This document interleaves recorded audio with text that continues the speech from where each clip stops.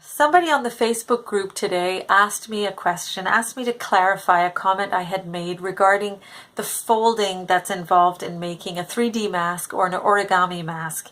And I had mentioned that depending on the angle of your folds, you'll get a deeper curved mask or a mask with a more shallow curve. So she wanted clarification on that, and it's going to be much easier for me to show my answer than to actually type this out in a comment. So it's much easier to visualize when you actually see somebody do the folds.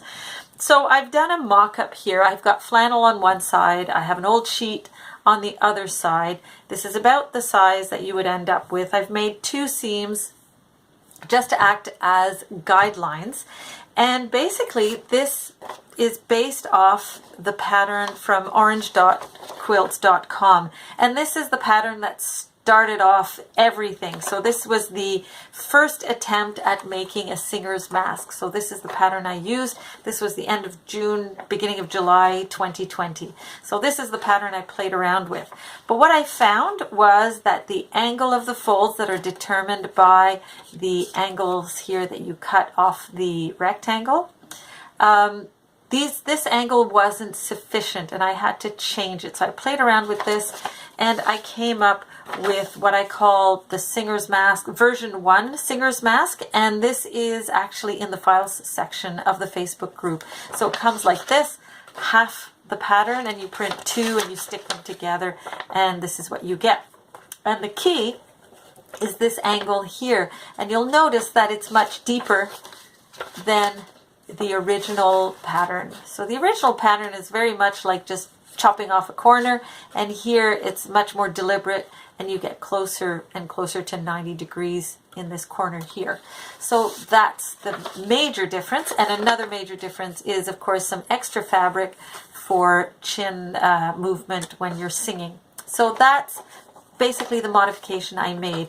But this video is just to show you how this ends up working.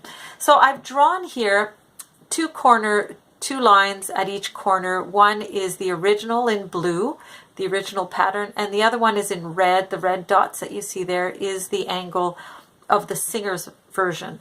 And I'm going to fold along those 2 guidelines, and just to give you an idea of how that's going to impact the curve of the mask. So I'm going to flip that over, but before I do the curved angles, I'm going to show you what just basic folding is going to turn into. So your first step is to just do a 3rd fold, and normally you can fold back.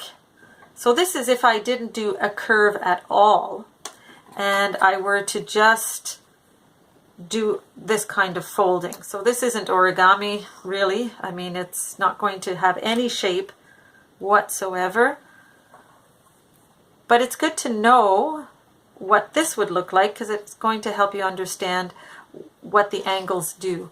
So this will just basically end up being a flat mask because there's no angle in the folds.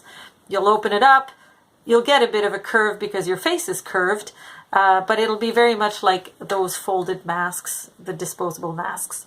So now I'm going to show you what the original pattern would look like. So I'm going to follow the blue dotted lines in each of the corners. It's going to be a little hard to see in the video, so trust me that I'm going to follow this blue line as my guide. So what you end up doing is you fold back, but you fold so that this corner lines up with the side of the mask and makes a straight line. So you have to angle the fabric.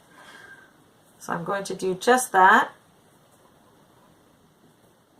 And I'm going to clip that into place. Not perfectly, but enough to give you an idea. So you fold up and then follow the dotted line and fold back. Of course, these corners normally are cut, so it's a little easier, but it's still fussy. You still have to take your time. And fold, and I'll clip that into place.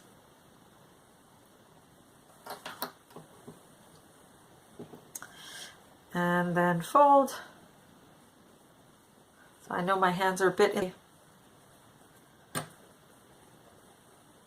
And so now I've clipped all the sides, and you can see that naturally a curve will happen and you get a great curve. And this is great.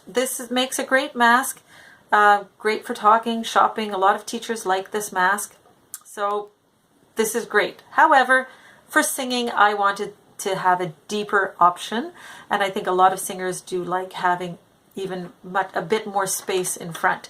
So that's done by angling your folding. So this time I'm going to follow the red dots. So I'm going to start right at the beginning again, fold down a third, and this time I'm following the red lines. So my angle is deeper. And of course it's going to be a bit fussier to fold back. And harder to clip. And then I fold down a third. This is why these seams are so convenient, because they help you fold.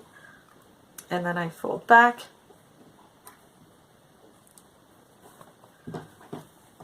And then fold a third, follow the red dots, and this would be cut. And then this gets folded back. Now and then I always have to go back to the video tutorial for this mask because I always forget how to fold the mask.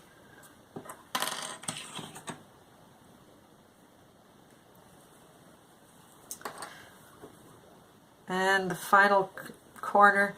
And you know, I never owned these clips. I didn't own these clips at all before I started making masks, and I'm so glad I bought them. They're like having an extra set of hands. They're quite wonderful.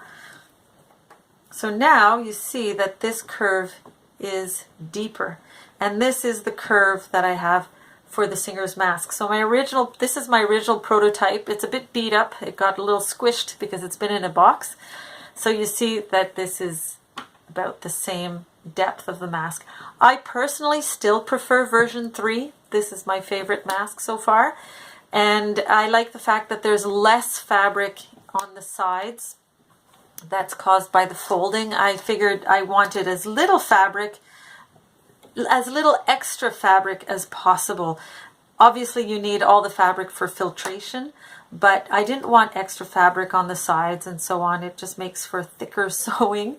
But in terms of conceiving the mask, making the mask, for many of you, I know that many of you find this pattern easier to sew. So there you have it. That's how the folding affects the curve of your mask.